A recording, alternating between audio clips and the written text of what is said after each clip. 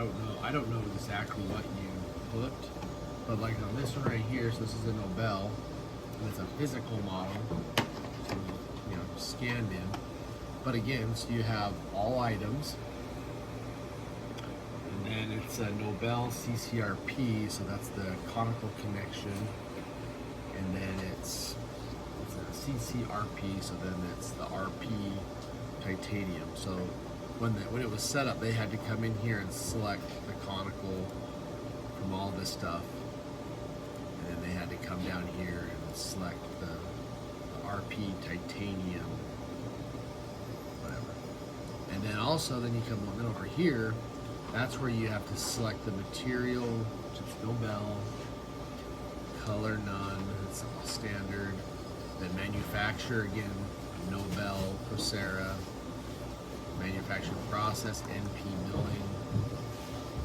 Which I think when you set them up, you like, I think this stuff is pretty, this is perhaps pretty standard as far as if it's Nobel, then all this stuff. It might auto-generate on its own, or I'm not sure if you have to select all this stuff, but I think it's always kind of the same, because it's really just saying where are you milling it? Are you going to mill this here, or are you sending it somewhere? And that's where you're kind of telling it where it's going to go. So anyway, just cancel.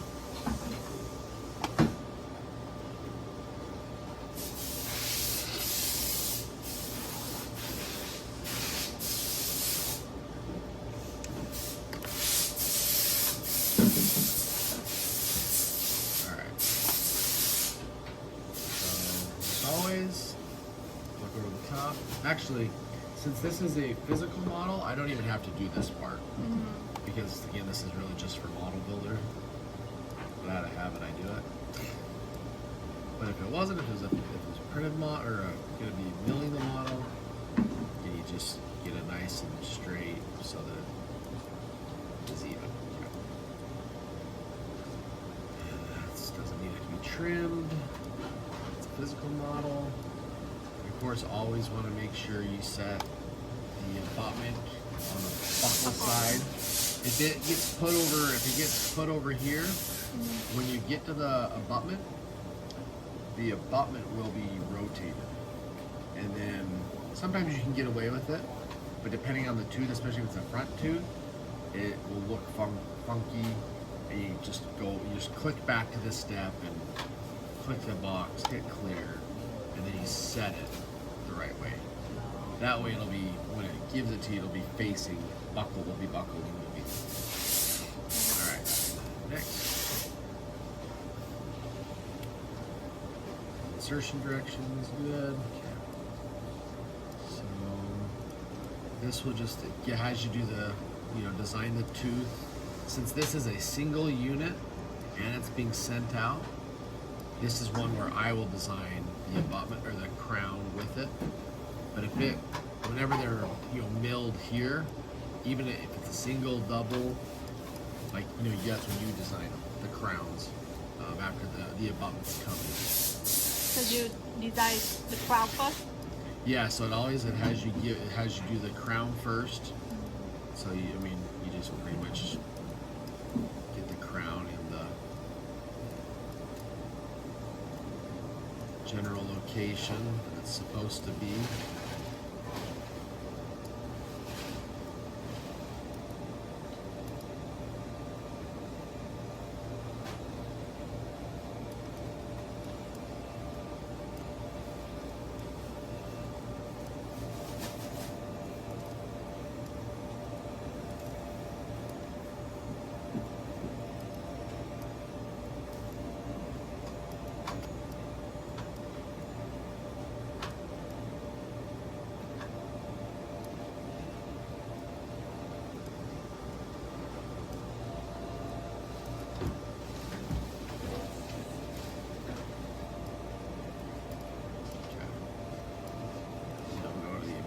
Okay, so here is the normal custom abutment. So then you can click here, and then that's when robotic. And so it doesn't, I don't know, you can pull it,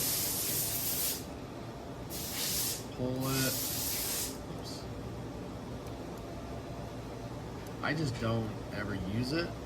It just, but some people like it, but it doesn't allow you necessarily to customize it. It's just the shape is kind of always the same. You can just pull it up and down and stuff like that. So I don't do it. So I'll go back to custom abutment. Just undo everything. Usually you do the custom abutment. Yeah, so I always use custom abutment. Because I think it looks better. Okay. You know, it doesn't look like a stock abutment is designed. For all kind of design. Yeah, I always use custom abutment. So again, and see how see how it's red down there? So that's not gonna let me go to the next step with that. So you gotta figure out where it's not gonna be red. So sometimes you gotta, like I wanna be 2 boxes under, but tissue's really low, so it's not gonna let me be 2 boxes. So you just make it as low as you can without it being red. And then over here, now here I should be fine for the 1 box for the lingual. So that's, again, each box is 1/2 millimeter. And same thing, so I can pull it over here, but it's still 1 box from there. And then, roll that in a little bit. Roll that in. Pull that down. Pull it over. So 1 block is like a 4 cook. Yeah, so for the mesial, the distal, the lingual, they're all 1 box, 1/2 1 millimeter. box. 1 box, I mean like a 4 small square. Yep. So again, I'll pull this line, pull the red line over to the black line, because that's the tissue, and then I'm still 1 box underneath it there as well. Roll that in a little bit.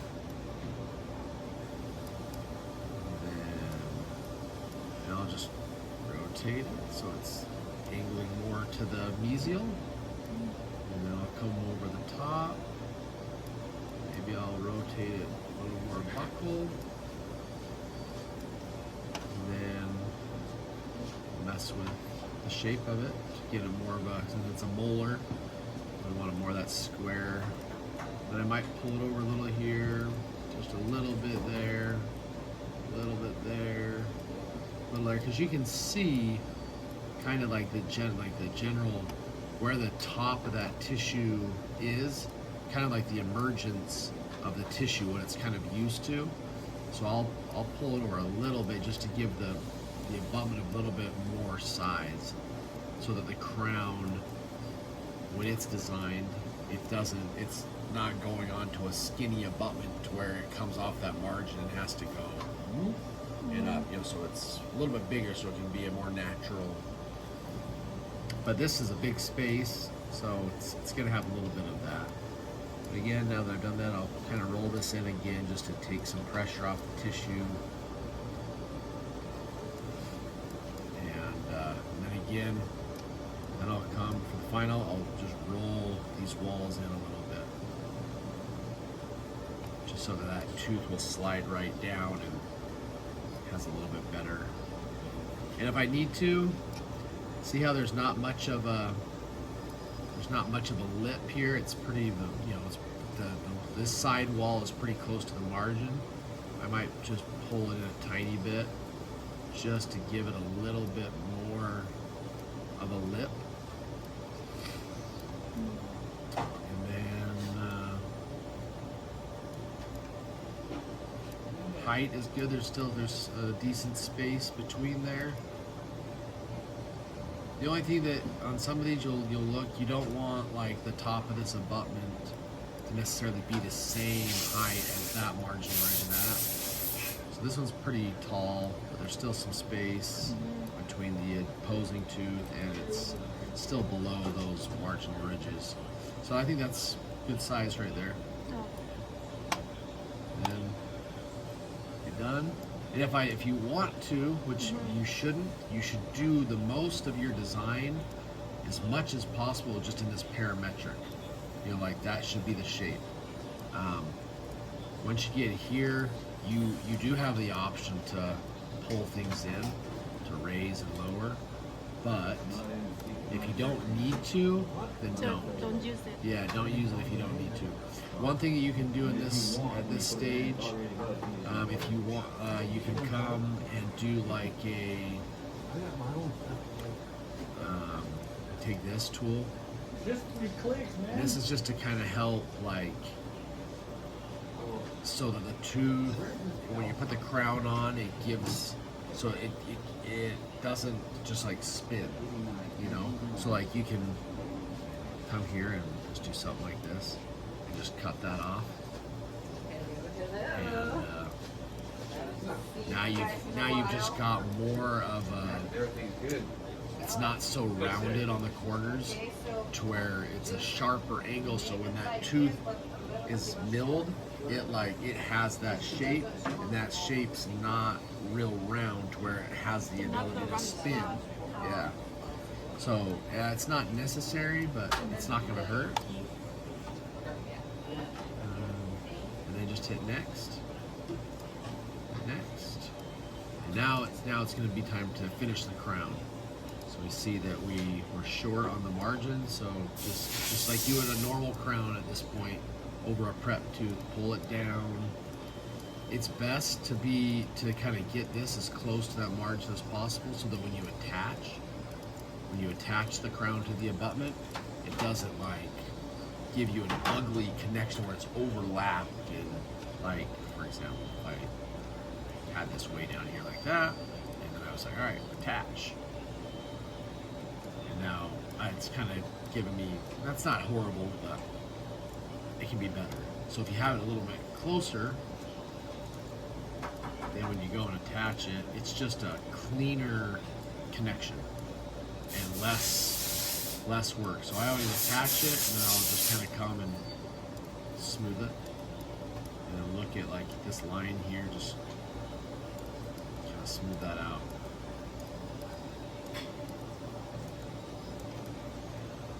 And now we don't have, since we've pulled this over a little bit closer, it's not, like it's still a pretty smooth transition.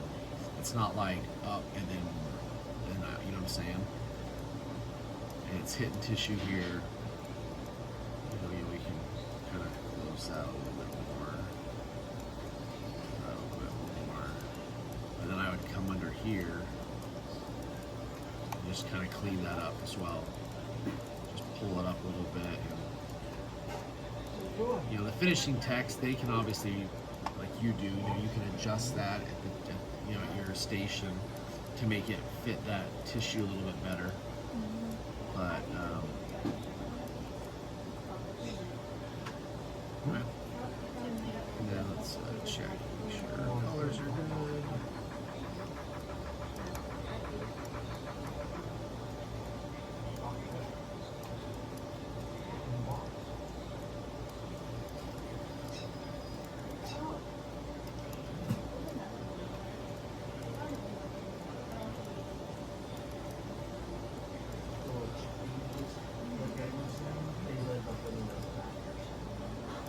And that's it. That's it? How about you make the whole one then? Oh, sorry. Yeah. Good call. So then it does the whole not automatically, but you don't have to place it manually. So you hit next, and then you can still sculpt some more if you needed to. Actually, let me.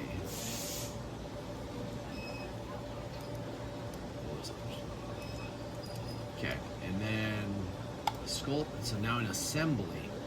So this is where you just come here, screw hole through all layers, and click, and just put it in there. So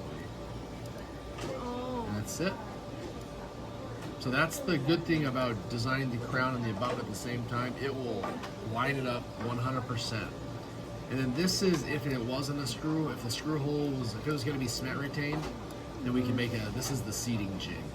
But since it is screw retained and it was fine, we don't really we have to design it a little bit just so that it passes the parameters. But normally, like, you would pull it out like that, and then you would pull this down about like that to make that seating jig. But On this case, I would have just gotten it to a certain point and gone because we're not going to need the jig. But this is kind of the shape. When we need this one. If we needed a jig for this one, this is what it would look like. So if when they need that, then we do that. If Yeah, we don't, and we they don't add put one. them almost on every case, just in case. But this, like I said, this one since we're able to make it screw retained, the doctor's not going to need a seating jig, and it comes like with the name. So if we're going to do the name, we'd change that to 2, and then I would delete all this. And then you can come and click and grab it and move it.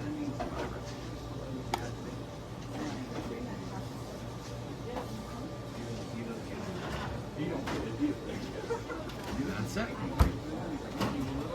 And then it says send. And so since this one is getting sent to Nobel,